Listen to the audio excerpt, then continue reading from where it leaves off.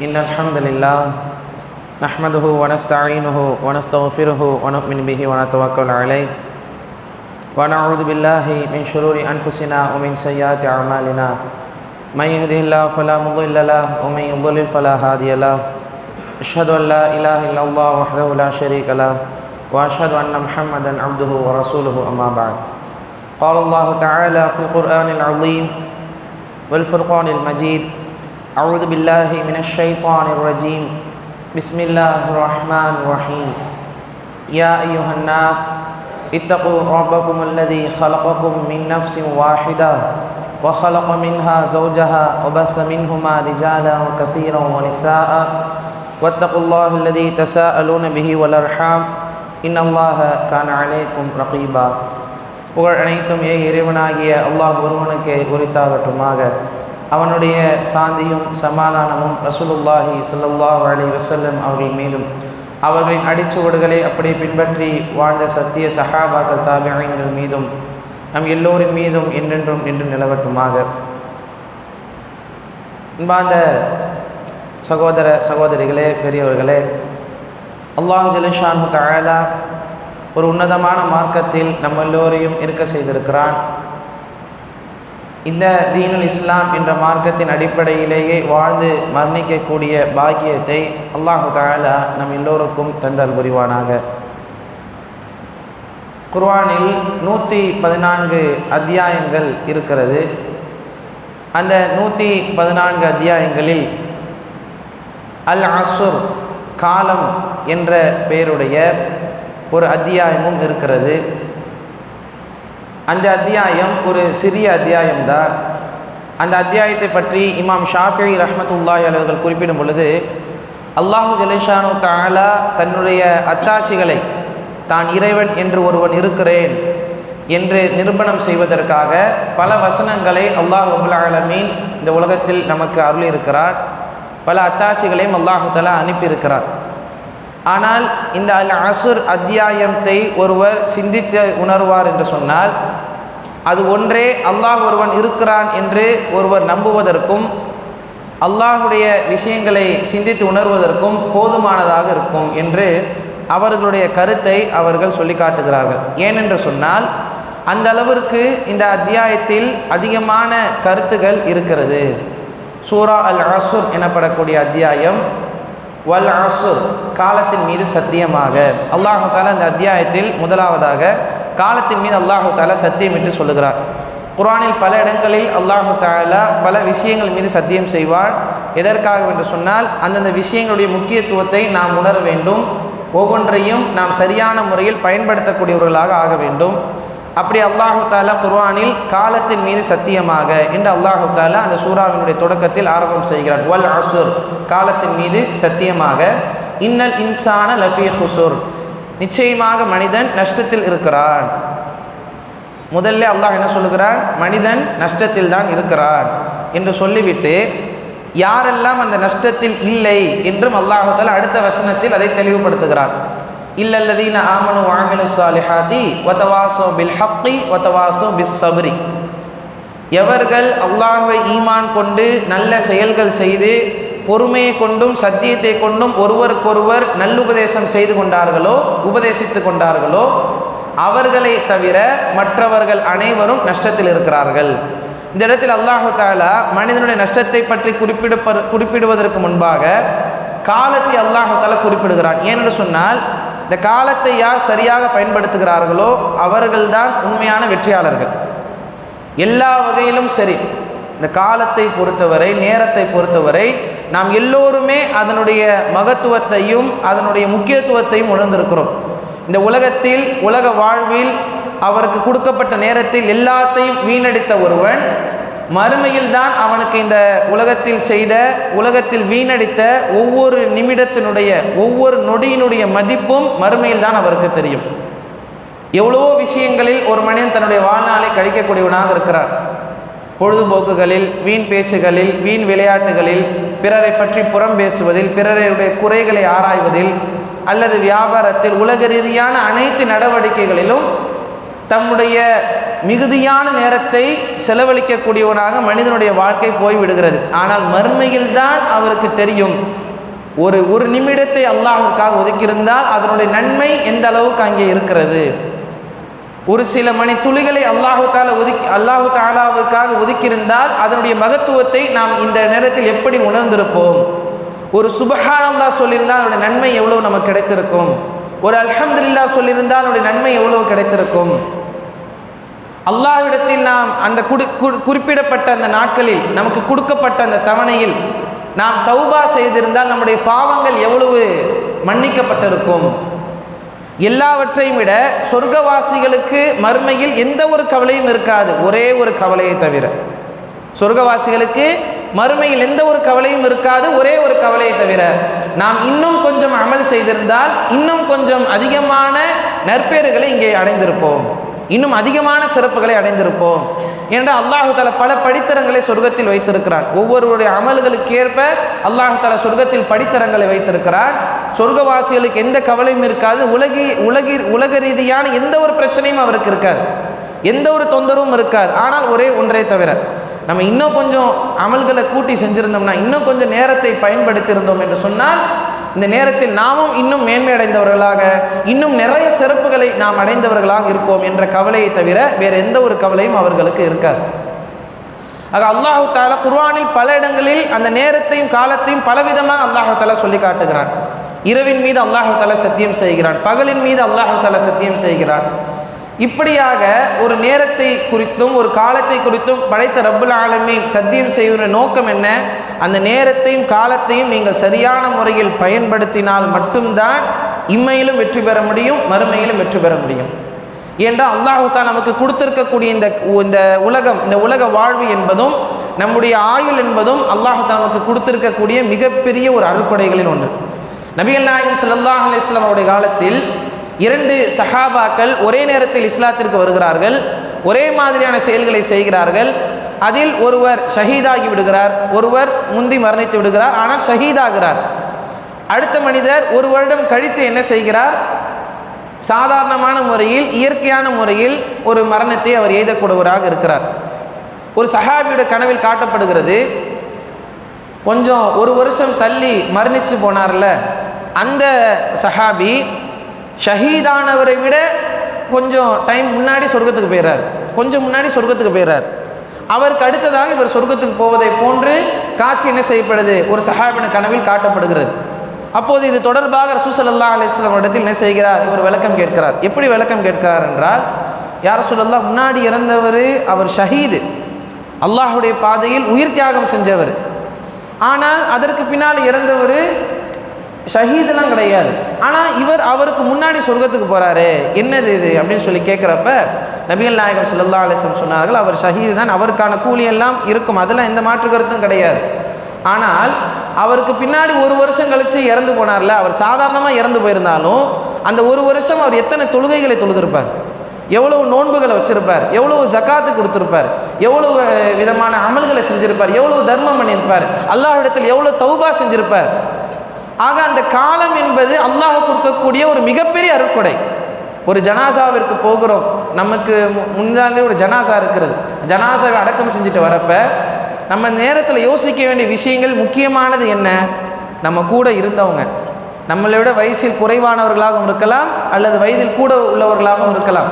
யாராக இருந்தாலும் சரி, நம்மோடு இருந்தவர்கள் இன்று நம்மிடத்தில் கிடையாது. ஏதோ ஒரு காரணத்தை வைத்து அல்லாஹ் தஆலா அவர்களுக்கு மரணத்தை மரணித்து விட்டார்கள்.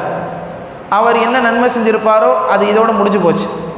அவர் என்ன பாவம் செஞ்சிருந்தாரோ அதற்கான தௌபாவினுடைய வாசலும் இப்போது அடைக்கப்பட்டு விட்டது. ஆனால் நாம் இன்னும் உயிரோடு இருக்கிறோம். நமக்கு அல்லாஹ் தஆலா இன்னும் இந்த உலகத்தில் வாழ்வதற்கான வாய்ப்பை ரப்புல் ஆலமீன் தந்திருக்கிறான். நம்முடைய காலத்தை அல்லாஹ் தஆலா நீட்டித்து கொடுத்திருக்கிறான். இதை வைத்து நாம் நம்மை விட்டு சென்றார்களே அவர்களை விட நாம் அதிகமாக அமல்கள் செய்யக்கூடியவர்களாக, நாம் அதிகமாக தௌபா செய்யக்கூடியவர்களாக, அந்த மரணத்தை வைத்து அதிகம் படிப்பினை பெறக்கூடியவர்களாக நாம் இருக்க வேண்டும். அதற்காகத்தான் ஒரு முஸ்லீம் இன்னொரு முஸ்லீமுடைய ஜனாசாவில் கலந்து கொள்வதையும் அந்த ஜனாசாவில் அவருக்காக பிரார்த்தனை செய்வதையும் ரசூல் ஸல்லல்லாஹு அலைஹி வஸல்லம் நமக்கு வலியுறுத்தி சொல்லியிருக்கிறார்கள். சும்மா பெயருக்காக வேண்டி கிடையாது. அதன் மூலமாக நம்ம சில படிப்பினைகளை பெற வேண்டும். அல்லாஹ் ரப்புல் ஆலமீன் 22வது அத்தியாயத்தினுடைய 5வது வசனத்தில் அல்லாஹு தஆலா அந்த மனிதனுடைய வாழ்க்கையை பற்றி அல்லாஹு தஆலா குறிப்பிடுகிறார், நம்ம உணர வேண்டும் என்பதற்காக. யா அய்யுன் நாஸ், மனிதர்களே, இன் குன்தும் ஃபீ ரைபின் மினல் பஅஸ், அதாவது உங்களுக்கு அல்லாஹு தஆலா திரும்ப எப்படி உங்களை எழுப்புவான் அப்படிங்கிற சந்தேகம் வந்துச்சுன்னா, ஃப இன்னா ஹலக்னாக்கும் மின் துராபின், அல்லாஹ் சொல்லுகிறான், உங்களை நான் எப்படியெல்லாம் படைச்ச, உங்களுடைய ஆயுட்காலம், உங்களுடைய வாழ்க்கையை எப்படி நான் ஆக்குகிறேன் என்பதை நீங்கள் கொஞ்சம் சிந்திச்சு பாருங்கள்.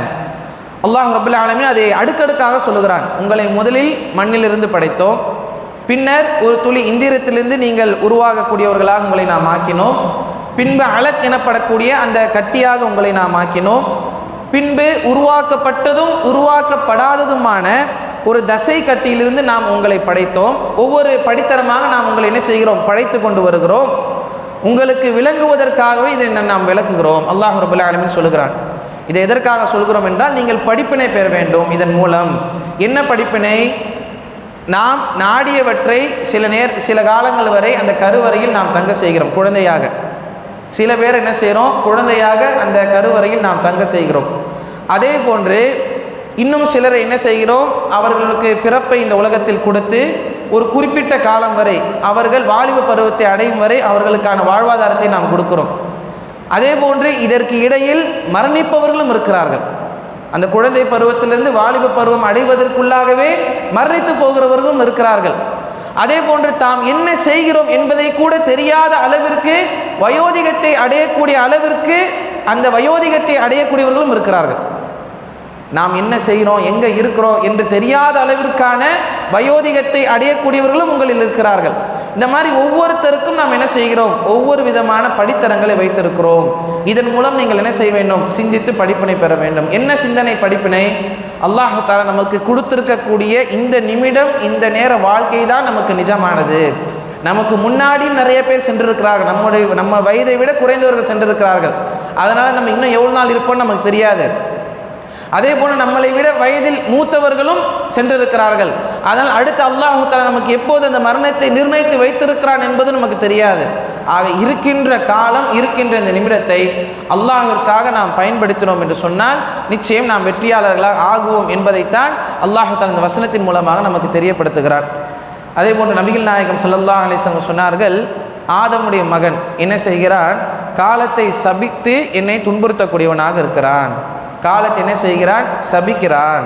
ஆனால் நான் தான் காலமாக இருக்கிறேன், என்னுடைய கட்டுப்பாட்டில் தான் அனைத்தும் இருக்கிறது, என்னுடைய விருப்பப்படி இரவு பகலை நான் மாறி மாறி வர செய்கிறேன் என்று அல்லாஹு தஆலா கூறுவதாக ரசூல் ஸல்லல்லாஹு அலைஹி வஸல்லம் சொல்லி காட்டுகிறார்கள்.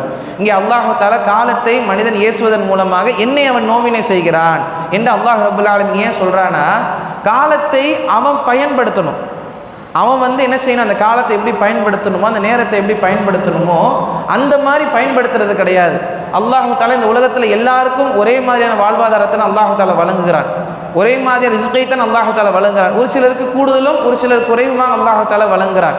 அதிலும் யார் இந்த நேரத்தையும் காலத்தையும் பயன்படுத்துகிறார்களோ அவர்களுக்கு அல்லாஹு தஆலா இன்னும் கூடுதலாக வழங்குகிறான். ஆக நேரத்தை பயன்படுத்துவதும் அதற்கான கூலியை வழங்குவதிலும் அந்த மனிதன் அலட்சியம் காட்டுகிறான். மனிதன் அதில் பொடுபோக்குள்ளவனாக இருக்கிறான். ஆனால் எல்லாத்தையுமே செஞ்சுட்டு எனக்கு நேரம் சரியில்லை, இந்த நேரம் எனக்கு சரியில்லாமல் ஆகிப்போச்சு, எனக்கு ஒன்றுமே ஒழுங்காக வாய்க்கவே மாட்டேங்குது, நான் எது செஞ்சாலும் ஒழுங்காக விழவே மாட்டேங்குது, எனக்கு என்ன தான் ஆச்சுன்னே தெரியல அப்படின்னு சொல்லி நேரத்தையும் காலத்தையும் என்ன செய்கிறான், அவன் ஏசக்கூடியவனாக இருக்கிறான். ஆனால் நேரத்தையும் காலத்தையும் படைத்தது யார்? படைத்த ரப்புல் ஆலமீன் அல்லாஹ் தான். நம்ம யார் படைத்தானோ அவன் தான் நேரத்தையும் காலத்தையும் அல்லாஹ் தஆலா தான் படைத்தான். ஆனால் மனிதன் அதை சரியான முறையில் பயன்படுத்தாமல் அவன் என்ன செய்கிறான், அவனுடைய செயல்களின் காரணமாக அவன் நஷ்டத்துக்கு மேல் நஷ்டத்தை அடைந்து விட்டு பழியை தூக்கி நேரத்தின் மீதும் காலத்தின் மீதும் போட்டு விடுகிறான் என்பதாக அல்லாஹ் சொல்வதாக ரசூல் ஸல்லல்லாஹு அலைஹி வஸல்லம் சொல்லுகிறார்கள். சூரா அத்தீனில் கூட அல்லாஹ் ரப்பல் ஆலமீன் சொல்லுகிறான், லக்கத் ஹலக்னல் இன்சான் ஃபீ அஹ்ஸனி தக்வீம், மனிதனை அழகிய படைப்பாக படைத்திருக்கிறோம். சும்ம ரதத்னாஹு அஸ்ஃபல சாஃபிலின், பிறகு அவனை நாம் சிறுமைக்குள்ளாவனாக ஆக்கினோம்.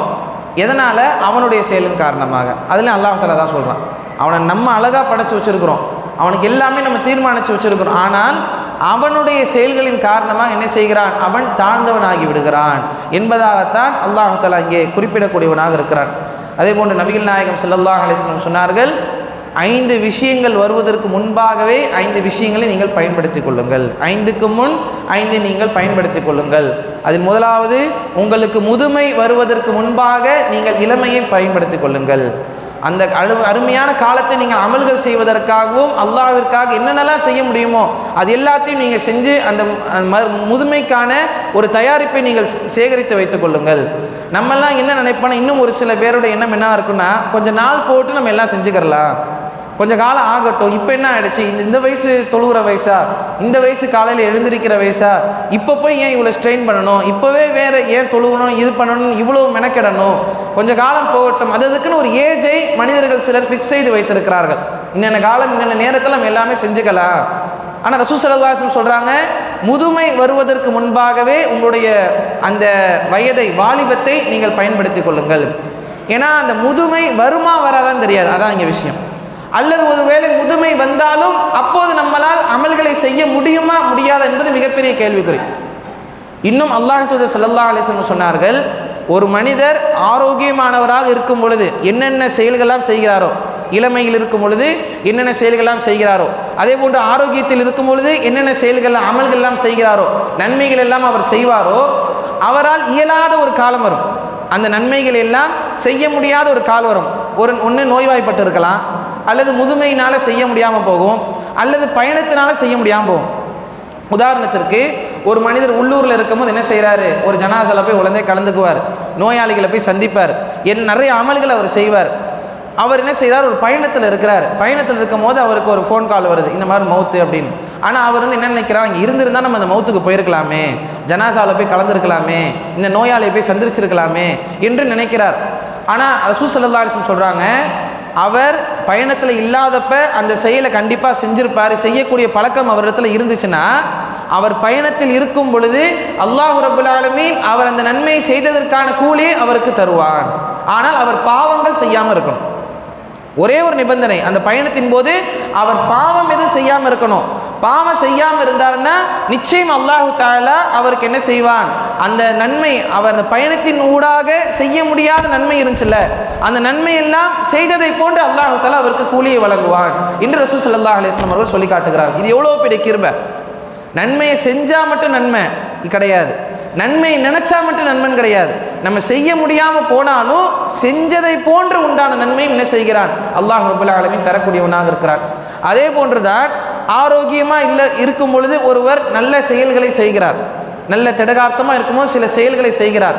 அவரால் நோய்வாய்ப்பட்டோ அல்லது முதுமையின் காரணமாக சில செயல்கள் செய்ய முடியாமல் போயிடுச்சுன்னா, அப்பயும் ரசூல் ஸல்லல்லாஹு அலைஹி வஸல்லம் சொல்கிறாங்க, அவர் பாவம் செய்யாத வரைக்கும் அவர் அந்த நன்மையை செய்யலைனாலும் செய்ததை போன்று உண்டான கூலி அல்லாஹ் ரப்பல் ஆலமீன் அவருக்கு வழங்கி விடுவான். நம்ம நினைப்போல, எனக்கு வயதாயிடுச்சு, இல்லைனா நான் நேரத்துக்கு இதை பண்ணியிருப்பேன். வாலிப காலத்தில் நிறைய அமல்களை செஞ்சுருப்பாங்க, கூடுதலாக செஞ்சுருப்பாங்க. வயசானனால சில விஷயங்கள் செய்ய முடியாமல் போயிருக்கும். ஆனால் அல்லாஹ் அவர் செய்ததை போன்று உண்டான கூலி அல்லாஹ் ரப்பல் ஆலமீன் அவருக்கு வழங்குகிறான். ஒருவர் நோய்வாய்ப்பட்டு படுத்துடுறாரு, அவர் நினைப்பார், நான் ஆரோக்கியமாக இருக்கும்போது எவ்வளோ அமல்களை செஞ்சேன், இப்போ என்னால் செய்ய முடியலையே. ஆனால் அல்லாஹ் ரப்பல் ஆலமீன் அவர் செய்ததை போன்று உண்டான கூலி அல்லாஹ் ரப்பல் ஆலமீன் அவருக்கு வழங்கி விடுகிறார். ஆனால் முன்னாடியே அவர் செஞ்சு வச்சிருக்கணும். ஒருத்தர் செய்யலை, எதுவுமே செய்யாமல் நோயாளி ஆகிட்டார், முதுமையில் அவர் செய்ய முடியாமல் போயிடுச்சு, அப்போ வெறும் கவலை மட்டும் படுறாருன்னா அவருக்கு அந்த செஞ்சதுக்கு உண்டான கூலி அல்லாஹ் ரப்பல் ஆலமீன் வழங்க மாட்டான். அதனால தான் ரசூல் ஸல்லல்லாஹு அலைஹி வஸல்லம் சொல்கிறாங்க, முதுமை வருவதற்கு முன்பாகவே இளமையை நன்மைக்காக நீங்கள் பயன்படுத்தி கொள்ளுங்கள். அதே போன்றுதான் நோய் வருவதற்கு முன்பாகவே உடல் ஆரோக்கியத்தையும் நீங்கள் பயன்படுத்தி கொள்ளுங்கள். நோய் வருவதற்கு முன்பாக உடல் ஆரோக்கியத்தை பயன்படுத்திக்கங்க. எப்போ என்ன நோய் வரும், என்ன பிரச்சனை வரும் நமக்கு தெரியாது. ஆனால் உடல் திடகாத்தமாக இருக்கும் பொழுதே, உடல் ஆரோக்கியமாக இருக்கும் பொழுதே உங்களால் என்னென்ன நல்ல செயல்களை செய்ய முடியுமோ அதை நீங்கள் செய்து கொள்ளுங்கள் என்று நபிகள் நாயகம் ஸல்லல்லாஹு அலைஹி வஸல்லம் சொல்லுகிறார்கள். அதே போன்றுதான் வறுமை வருவதற்கு முன்பாகவே செல்வத்தை பயன்படுத்தி கொள்ளுங்கள். ஒன்றுமே இல்லாத நிலை வருவதற்கு முன்பாக உங்களிடத்தில் இருப்பதை கொண்டு மற்றவர்களுக்கு நீங்கள் வழங்குங்கள். அதிகமான வேலை, ஓய்வில்லாத நேரம் வருவதற்கு முன்பாகவே ஓய்வுள்ள நேரத்தை நீங்கள் பயன்படுத்தி கொள்ளுங்கள். அடுத்த ரசூல் ஸல்லல்லாஹு அலைஹி வஸல்லம் சொன்னார்கள், மரணம் வருவதற்கு முன்பாக இருக்கின்ற அந்த வாழ்க்கையை நீங்கள் பயன்படுத்தி கொள்ளுங்கள். இந்த மாதிரி 5 விஷயங்கள் வருவதற்கு முன்னாடி, அதாவது இயலாமை, நம்மளால் எதுவுமே செய்ய முடியாத காலம் வர்றதுக்கு முன்னாடி செய்வதற்குண்டான வாய்ப்புகள் எப்போதெல்லாம் அமைகிறதோ அவை அனைத்தையும் நீங்கள் பயன்படுத்திக் கொள்ளுங்கள் என்பதாக ரசூல் ஸல்லல்லாஹு அலைஹி வஸல்லம் சொல்லி காட்டுகிறார். இதெல்லாம் யார் பயன்படுத்துவா? யார் ஒவ்வொரு நேரத்தையும் அல்லாஹ்விற்காக தியாகம் செய்ய வேண்டும் என்று நினைக்கிறார்களோ, நேரத்தையும் காலத்தையும் யார் பயன்படுத்த வேண்டும் நினைக்கிறார்களோ, அந்த காலத்தை யார் உணர்கிறார்களோ, ஒவ்வொருவரும் அந்த நேரத்தை, ஒரு மணி நேரம் எவ்வளோ முக்கியம், ஒரு நிமிடம் எவ்வளோ முக்கியம், ஒரு செகண்ட் எவ்வளோ முக்கியம்னு நம்முடைய வாழ்க்கையில் ஒவ்வொரு நேரத்திலும் அல்லாஹ் ரப்பல் ஆலமீன் நமக்கு உணர்த்தி கொண்டே இருப்பார். ஒரு விபத்து ஏற்பட்டிருக்கோம், அது அல்லாஹுடைய நாட்டம் என்று நம்முடைய ஈமான் அதை அங்கீகரித்து விடும். அல்லாஹ் நாட்டம் நடந்து போச்சு, மௌத்து நடந்துடும், அல்லாஹ் நாட்டம் நடந்து போச்சு. இருந்தாலும் இன்னொரு சிந்தனை, அந்த ஒரு நொடி தானே நடந்துச்சு, இப்படி கண்ணை மூடி திறக்கிறதுக்குள்ள அவர் என்ன செஞ்சிட்டாரு, விபத்து நடந்து போச்சு. இப்போ கூட 1-2 நாளைக்கு முன்னாடி ஒரு வீடியோ வெளியிட்டிருந்தார்கள். ஒரு தகப்பனும் தாயும் ஒரு கைப்பிள்ளையும் 3 வயது பிள்ளையும் பைக்கில் ஓரமாக நின்றுட்டு இருக்கிறாங்க. அவர்கள் கொஞ்சம் கவனக்குறைவாக பஸ்ஸு வேகமாக வந்துட்டு இருக்கு. பஸ்ஸுடைய வீடியோவில் பதிவு செய்யப்பட்ட காட்சி, பஸ்ஸு ஹாரன் அடிச்சுக்கிட்டு வேகமாக வருது. ஹைவேன்றனால வேகமாக தான் எல்லோரும் வருவாங்க. அந்த ஓரமாக நின்றுட்டு இருந்தவர்கள் அந்த பஸ்ஸு வரதை கொஞ்சம் பொருட்படுத்தாமல் சடனாக என்ன செஞ்சிடறாங்க, மெயின் ரோட்டுக்கு வந்துடுறாங்க. வந்த உடனே ஒரே அடி தான், முடிஞ்சு போச்சு. அந்த பெண்ணினுடைய கண்ணுக்கு முன்னாடியே அவருடைய கணவரும் இறந்து விடுகிறார், அந்த 3 வயது பெண், அந்த 3 வயது குழந்தையும் இறந்து விடுகிறது. அல்லாஹ்வுடைய நாட்டம் என்று ஈமான் உள்ளவர்கள், இறை நம்பிக்கையாளர்கள் அதை புரிந்து கொள்வோம். ஆனால் நடைபெற்றது ரொம்ப மணி நேரம்லாம் கிடையாது. 1 மணி நேரம் 2 மணி நேரம் பிளான் பண்ணியோ அல்லது 2 மணி நேரம் கழித்து நடந்த விஷயம் கிடையாது. ஒரு நொடி 2 நொடியில் நடந்த ஒரு சம்பவம் தான். விபத்தெல்லாம் அப்படி தானே, ஒரு சில மணி துளிகளில் நடக்கக்கூடிய ஒரு சம்பவம். அந்த நேரத்தில் ஒவ்வொருவரும் யோசிப்பார்கள். எல்லாரும் என்ன சொல்லுவாங்க, ஒரு 5 செகண்ட் நின்று யோசிச்சிருக்க கூடாதா, அவர் ஒரு 10 செகண்ட் அவர் வெயிட் பண்ணியிருக்க கூடாதா, வெறும் செகண்ட் தான் சொல்லுவாங்க. அந்த மாதிரி சில மணி துளிகள் நமக்கு என்ன செய்யும், இந்த மாதிரி ஏதாவது ஒரு ஆபத்துகள் ஏற்படும் பொழுது அதனுடைய அந்த மகத்துவத்தை நாம் உணரக்கூடியவர்களாக இருப்போம். இந்த மாதிரி தான் நம்முடைய வாழ்க்கையில் ஒவ்வொரு நேரத்திலையும் ஒவ்வொரு சந்தர்ப்பத்திலையும் அல்லாஹ் ரப்புல் ஆலமீன் நமக்கு உணர்த்தி கொண்டே இருப்பான். எல்லா விஷயங்களையும், மரணத்தையும் அப்படித்தான், நமக்கு நோயின் மூலமாகவோ அல்லது வேறு ஏதாவது அடையாளங்களின் மூலமாகவோ அல்லாஹ் தான் உணர்த்தி கொண்டே இருப்பான். ஒரு தலைவலியாக இருக்கலாம், ஒரு காய்ச்சலாக இருக்கலாம், நமக்கு ஏற்பட்ட அதே நோய் நம்மளை விட அதிகமான நோய்வாய்ப்பட்டவராக இன்னொருத்தர் இருந்திருப்பார். நமக்கு ஒருத்தருக்கு ஒரு தடவை ஹார்ட் அட்டாக் வந்திருக்குமா, இன்னொருத்தருக்கு 3 முறை ஹார்ட் அட்டாக் வந்திருக்கும். அந்த மாதிரி ஒரு தடவை ஹார்ட் அட்டாக் வந்தவர் இறந்து போயிருப்பார், 3 முறை ஹார்ட் அட்டாக் வந்திருக்கும், அவர் வாழ்ந்துட்டு இருப்பார். அப்போ அவங்க யோசிச்சு பார்க்கணும், நம்மளை விட கம்மி தான், ஒரு தடவை தான் அவருக்கு நோய் வந்துச்சு, ஒரு தடவை தான் அட்டாக் வந்துச்சு, ஆனால் அவர் மௌத்தாயிட்டார். நமக்கு 3 தடவை வந்திருக்குது, ஆனால் நம்ம இன்னும் உயிரோடு இருக்கிறோம், அல்லாஹ் நம்மளை காப்பாற்றி வைத்திருக்கிறான் என்று அவர் அடுத்து என்ன செய்யணும், அதை அல்லாஹ் கொடுத்த நியமத்தாக நினைத்து அவர் படிப்பினை பெற வேண்டும். படைத்த ரப்புல் ஆலமீன் அவனுடைய அனைத்து விஷயங்களையும், அல்லாஹ் தஆலா அவனுடைய அனைத்து விஷயங்கள் எப்படி ஆக்கியிருக்கிறான்னு சொன்னால், அவன் கருணையாளன், கிருபையாளன், அவனுடைய படைப்புகள் மீது அதிகமான கருணையுடையவன். அவன் யாரையும் எந்த ஒரு எச்சரிக்கையும் இல்லாமல் அல்லாஹ் தஆலா தண்டிக்க மாட்டான். முன்கூட்டியே எச்சரிக்கை இல்லாமல் அல்லாஹ் தஆலா தண்டிக்க மாட்டான். நம்முடைய மரணத்தின் போது கூட அந்த உயிரை கைப்பற்றக்கூடிய மாணவர்கள் வரக்கூடிய சமயத்தில் கூட அல்லாஹ் ரப்பல் ஆலமீன் திருமறையில் சொல்லுகிறான், இன்னல்லதீன தவஃபாஹுமுல் மலாயிகத்து லாலிமி அன்ஃபுஸிஹிம். அநியாயக்காரர்களுடைய உயிரை கைப்பற்றக்கூடிய சமயத்தில் அந்த வானவர்கள் அவரிடத்தில் கேட்பார்கள். உயிரை கைப்பற்றக்கூடிய சமயத்தில் அந்த வானவர்கள் கேட்பார்கள், காலு ஃபீம குந்தும், நீங்கள் எப்படி வாழ்ந்துட்டு இருந்தீங்க, நீங்கள் எப்படி இருந்தீங்கன்னு கேட்பாங்க. அதாவது அவருடைய கதை முடிஞ்சு போச்சு, இதுக்கப்புறம் எந்த நன்மையும் செய்ய முடியாது. அப்போ என்ன செய்வாங்களா, அவன்கிட்ட கேட்பாங்களாம், இது ஏன் அல்லாஹ் முன்னாடியே சொல்கிறான், அந்த நேரத்தில் இது கேட்பாங்க, ஏன் அல்லாஹ் முன்னாடியே சொல்கிறான், அந்த ஒரு ஆளாக நம்ம ஆகிடக்கூடாது, அந்த ஒரு அநியாயக்காரராக நம்ம ஆகிவிடக்கூடாது. அதனால் அல்லாஹ் முன்னாடியே திருமறையில் சொல்கிறான், அநியாயக்காரோட உயிரை கைப்பற்றப்படும் பொழுது அந்த மாணவர்கள் கேட்பார்கள், காலு ஃபீம குந்தும், நீங்கள் எப்படி இருந்தீங்க, உங்களோட நிலைமை எப்படி இருந்துச்சு. அப்போ அவங்க சொல்லுவாங்களா, குன்னா முஸ்தலஃபீன ஃபில் அர்ல், நாங்கள் ரொம்ப பலகீனமானவங்களாக இருந்தோம். பலகீனமானவனா, நாங்கள் இருக்கக்கூடிய சூழ்நிலை சரியில்லை, எங்களால் எந்த அமலும் செய்ய முடியல அப்படின்னு சொல்லி என்ன செய்வாங்களாம், தங்களுடைய பலகீனத்தை சொல்லுவாங்களாம். அப்போ அவர்கள் மாணவர்கள் கேட்பார்கள், அலம் தக்குன் அர்துல்லாஹ் வாசிஅத்தன், அல்லாஹுடைய பூமி விசாலமானது கிடையாதா. அதாவது ஒருத்தர் சொல்கிறாரு, நான் இருக்கிற ஊர் சரியில்லை அதனால் என்னால் தொழுவ முடியல, நான் இருக்கிற ஊர் சரியில்லை அதனால் நான் வட்டிக்கு வாங்குகிறேன், நான் இருக்கிற ஊர் சரியில்லை அதனால் நான் இந்த பாவத்தை செஞ்சுட்டேன் அப்படின்னு ஒருத்தர் சொன்னார்னா அவர் தான் கேட்பாங்க, ஓ உங்களுக்கு அந்த ஒரு ஊர் மட்டும்தான் வாழ்கிறதுக்கே இருந்துச்சா, வேறு ஊரே கிடையாதா, அல்லாஹ்வுடைய பூமி விசாலமானது கிடையாதா, நீங்கள் எங்கிட்டாவது ஹிஜ்ர செஞ்சு போயிருக்க வேண்டாமா, ஃபத்துஹாஜிரு ஃபீஹா, எங்கேயாவது நீங்கள் அல்லாஹ்வுடைய பாதையில் அந்த ஊரை விட்டுட்டு, அந்த முசீபத்தை விட்டு நீங்கள் போயிருக்கக்கூடாதா? என்னால் செய்ய முடியலன்னு சொல்கிறீங்க, ஊரை விடுங்க. ஒரு இடமா இருக்கட்டும், இல்லை ஒரு குடும்பமாக இருக்கட்டும், எதுவாக வேணா இருக்கட்டும். என்னோடய குடும்பமே இருக்குது, என்னோடய குடும்பத்தோடு நான் வாழ்கிறனால என்னால் எதுவுமே செய்ய முடியல, ஒரே பாவமாக நான் செஞ்சுக்கிட்டு இருக்கிறேன், என்னால் என்ன நன்மையை செய்ய முடியலன்னா அதை விட்டுட்டு போகிறதுக்கு வேறு வழி உங்களுக்கு கிடையாதா? எல்லாத்துக்கும் அல்லாஹ்வுத்தாலா வழி ஏற்படுத்தியிருக்கிறான். ஏன்னா நம்ம நன்மைகளின் மூலமாக தான் நான் சொர்க்கத்துக்கு போக முடியும். மனிதர்களுக்கு விட்டு கொடுத்து வாழ்ந்து நம்மளால் நம்ம மறுமையில் என்ன செய்ய முடியாது, எந்த ஒரு நற்பெயரையும் அடைய முடியாது. அதைத்தான் மாணவர்கள் கேட்பாங்க. இந்த பூமி விசாலமானது கிடையாது, எவ்வளோ பெருசாக அல்லாஹ்வுத்தாலா படைச்சு வச்சிருக்கிறான், நீங்கள் எங்கேயாவது போயிருக்கக்கூடாதா? நீங்கள் மட்டும் அப்படி போயிருந்தீங்கன்னா எவ்வளவு நல்லதை நீங்கள் பார்த்துருப்பீங்க, எவ்வளவு பரக்கத்தை அல்லாஹ்வுத்தாலா உங்களுக்கு வழங்கியிருப்பான். அந்த மாதிரி யாரெல்லாம் செய்கிறார்களோ அவர்களுக்குரிய கூறிய அல்லாஹ்வுத்தாலா கணக்கின்றி என்ன செய்வான், கொடுக்கக்கூடியவனாக இருக்கிறான். அல்லாஹ்விற்காக வேண்டி ஒருவர் நன்மையை செய்ய வேண்டும் என்று ஒரு ஊரை விட்டு இன்னொரு ஊருக்கு போனாங்கன்னா அப்படின்னு. ஆக நம்ம எந்த ஒரு காரணத்தை என்ன செய்ய முடியாது, படைத்த ரப்புல் ஆலமீன் என்று சொல்ல முடியாது. ஆக அல்லாஹ் ஏன் இது முன்னாடியே சொல்கிறார், நமக்கு படிப்பினைக்காக அல்லாஹ் ரப்புல் ஆலமீன் சொல்லுகிறார். அந்த மாதிரி தான் எல்லா விஷயங்களையும் அல்லாஹ் ரப்புல் ஆலமீன் எல்லா விஷயம் என்ன செய்து விட்டார், நமக்கு முன்கூட்டியே எச்சரித்து காட்டி விட்டார். அதே போல் நபிகள் நாயகம் ஸல்லல்லாஹு அலைஹி வஸல்லம் சொன்னார்கள், மறுமையில் ஒரு மனிதரிடத்தில் 5 கேள்விகள் கேட்கப்படும். அவர் எழுந்திருத்தவுடன், இந்த மஹ்ஷரில் அவர் வெளிப்பட்டவுடன் அவரிடத்தில் 5 கேள்விகளை அல்லாஹ் ரப்புல் ஆலமீன் கேட்பார். அந்த 5 கேள்விகளுக்கு ஒருவர் பதிலளிக்காதவரை ஒரு அடி கூட அவரால் எடுத்து வைக்க முடியாது, ஒரு அடி கூட எடுத்து வைக்க முடியாது. அதற்கப்புறம் தான் அடுத்தடுத்த விஷயங்கள். எழுந்திருத்த உடனேயே 5 கேள்விகள் கேட்கப்படும். இந்த உலகத்தில் இந்த வாழ்க்கையை நீ எவ்வாறு கழிச்ச, முதல் கேள்வி அதான். வாழ்நாள எப்படி கழிச்சிங்க, அந்த காலத்தை எப்படி நீங்கள் பயன்படுத்துறீங்க, என்ன பண்ணீங்க நீங்கள் என்று அவரிடத்தில் கேட்கப்படும். அடுத்து உங்களுடைய வாலிப பருவத்தை நீங்கள் எவ்வாறு கழித்தீர்கள் என்று அவர்களிடத்தில் கேட்கப்படும்.